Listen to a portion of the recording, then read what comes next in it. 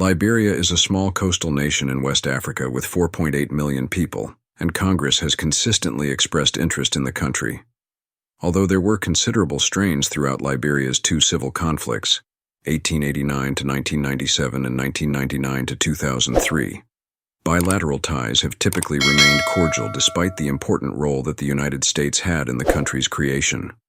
Congress has held hearings on Liberia's post-war progress and trajectory, and it has allocated significant foreign aid for the nation. The immigration status of more than 80,000 Liberian nationals living in the United States has drawn some attention from Congress in recent years.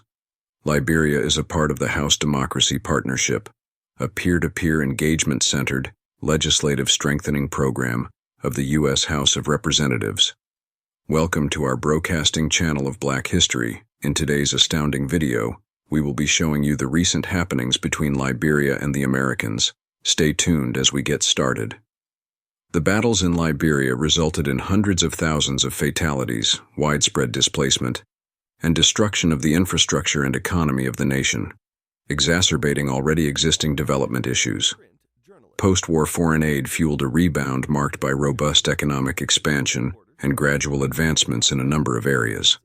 This development was halted by the Ebola epidemic that struck between 2014 and 2016, killing about 5,000 Liberians and overwhelming the health system in the process, leading to a recession.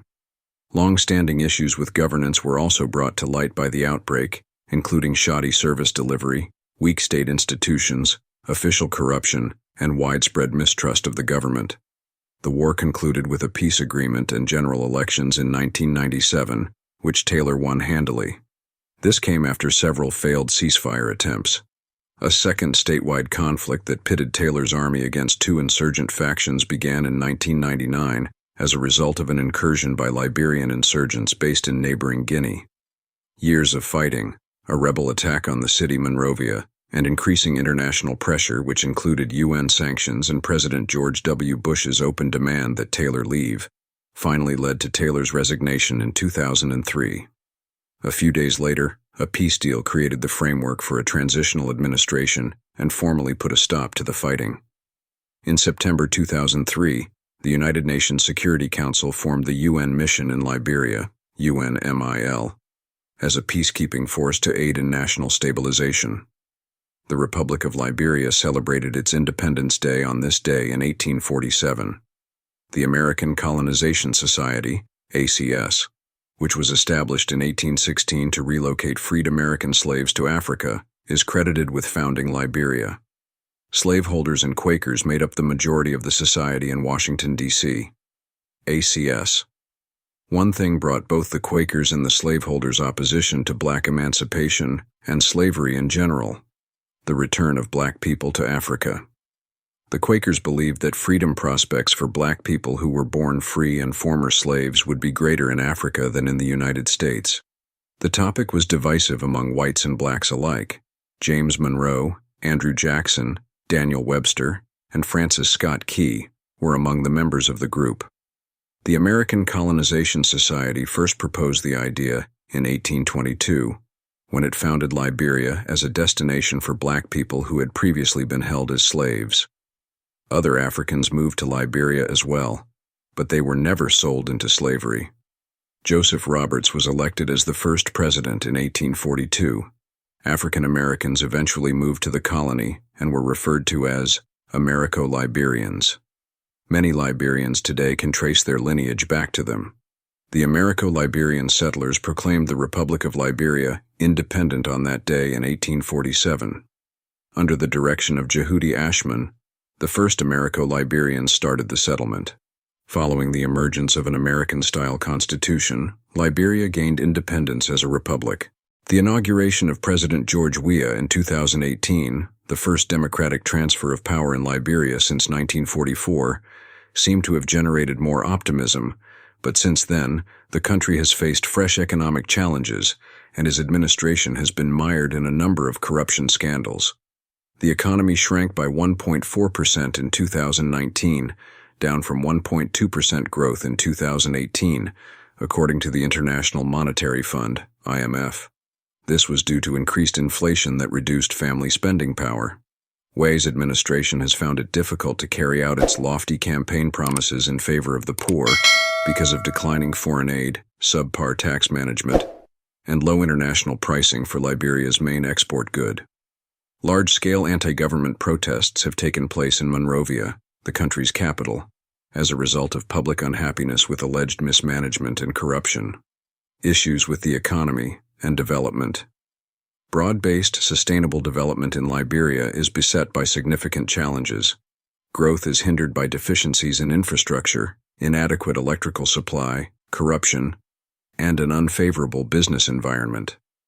Although the government receives significant funding from the export of raw rubber, gold, iron ore, diamonds, and palm oil, local Liberians have few opportunities for high-paying employment in these sectors, and the majority of the population lives on subsistence farming. Despite Liberia's vast coastline, lush land, and copious amounts of rainfall, almost one-third of its citizens suffer from moderate to severe chronic food insecurity, individual rights. Since the early 2000s, there has been a noticeable improvement in the state of human rights. However, discrimination against women and marginalized communities, corruption, and sporadic abuses of civilians by security forces still exist. Press freedoms have been threatened under Weah as president. Reporters have allegedly self-censored to avoid persecution, and government officials, including lawmakers, have harassed and occasionally physically attacked them. Although taking responsibility for atrocities committed during the war is still a very touchy subject, a number of people who were instrumental in Liberia's conflicts continue to have sway or hold political office. Several wartime abusers have gone to trial in U.S. courts. Most of these cases include immigration fraud or perjury charges stemming from the abuser's failure to disclose their involvement in the crimes on asylum, residency, or citizenship applications. U.S. support.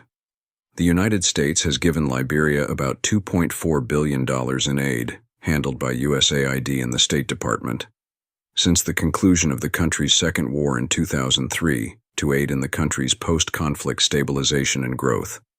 This excludes help flowing through other U.S. agencies, approximately $600 million in emergency support for Liberia's Ebola response, and U.S. money for an ongoing UN peacekeeping deployment that concluded in 2018. The focus of current U.S. assistance, which came to $96.5 million in fiscal year 2019, is on bolstering the health system, public service delivery, civil society capacity, justice and security sectors, and agriculture-led growth. The goal of an ongoing $256.7 million Millennium Challenge Corporation (MCC) compact is to improve Liberia's transportation infrastructure and electrical industry. In addition to helping Liberia develop the capacity to organize, carry out, and maintain its own development initiatives in each sector, U.S. assistance is concentrated on strengthening democratic progress, enhancing the ability, accountability, and transparency of governance institutions, encouraging broad-based, market-driven economic growth, enhancing access to high-quality healthcare and educational opportunities, and professionalizing the country's military and civilian security forces. On June 21st, Varfley Dolly, an alleged warlord, was deported to Liberia by U.S. Immigration and Customs Enforcement's enforcement and removal operations in Detroit, Michigan. Dolly was a former executive of the United Liberation Movement of Liberia for Democracy, a rebel organization that took part in the nation's first civil war.